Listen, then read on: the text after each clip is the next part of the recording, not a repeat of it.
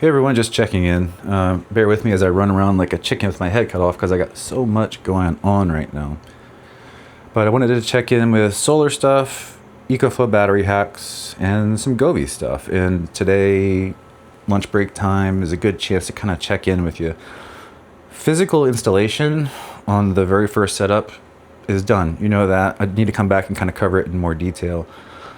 Physical installation for the new setup is basically done now too. So I'm finally getting around to the stuff that I'm really good at, which is like my tinkering and technology and automations and all that good stuff. Using Home Assistant, I'm starting to use their built-in energy dashboard, which is really cool.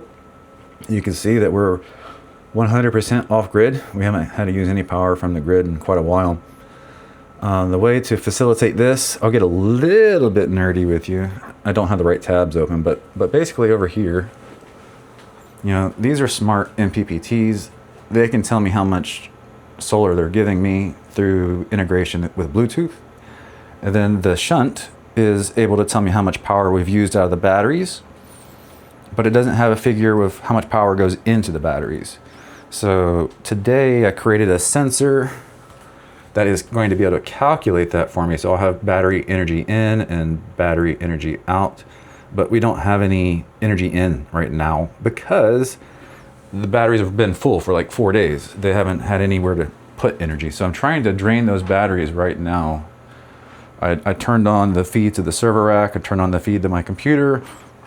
I turned on my auxiliary feed, and I'm currently charging this little Ecoflow Delta down there. And get the battery down to like maybe 95% if I can, and then I'll turn off the feeds so that energy goes back into the battery, and that should generate some energy into the batteries for my new dashboard. This dashboard belongs to exclusively the system here on the wall. 2 MPPTs, we have our solar input, and then we're reading our current consumption at the breaker panel is how much we are reading there. So we have our solar consumption, our solar yield, et cetera, our big battery here from Orient Power, and then that big battery I've just recently built.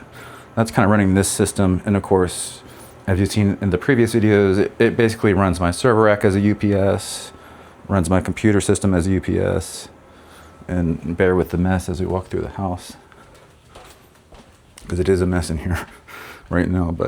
And then there's another one over here that runs the home entertainment center. So those are the 3 main outputs in addition to that emergency inverter. Now let's go take a look at the main system.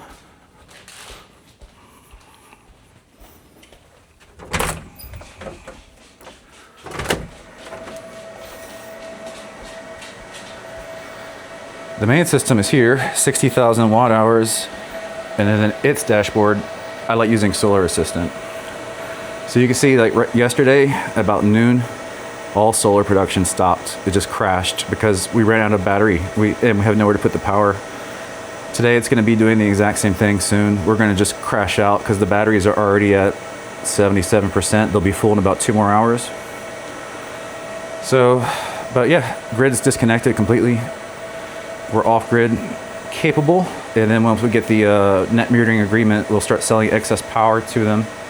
But the point of the dashboard I'm making right now is I want to have a way to see everything together as a combined total. My full solar, my full battery. So altogether we have about a 20,000 watt solar array and about 100,000 watt hours of battery capacity, not including the individual Ecoflow units that are working as UPSs. This is where all of the metering for the panel happens. There's 2 different systems in there that monitor each and every breaker in the entire panel. So that's where my consumption information comes from. And then recently I've been up in the attic and working on installing permanent holiday outdoor lights. As a matter of fact, while I'm at it, let me go ahead and climb up here, because I just got done assigning a static IP address to my controller that's up here, and I want to reset it real quick so that it picks up its new IP address before I add it to automations. Because tonight, hoping I'll get a chance to start working on that. The lights configuration. They're working. I'll show you, I'll insert a video of how the lights look. And if you look at my other YouTube videos, there's a few things already posted on it. But basically it was a Govee prism install. But I completely cut their controller off and replaced it with my own, and I replaced their power supply. And that makes my setup really unique and much more powerful than the stock. So after work today, it's time to start cleaning up the project table here, because the LED project is done. Christmas holiday decoration project is done. And then we'll try to get back to the Ecoflow battery hack, which I know people are waiting for. And then I want to work on the Govee lights build. And then I want to come back and do like a really in-depth coverage of the entire solar system. So I've just been super swamped, super busy. There's a lot going on in real life with work, with family, with dog. And I'll be back with you soon, as time allows. I'm working on things. So I hope everyone else is doing well, and I'll see you soon.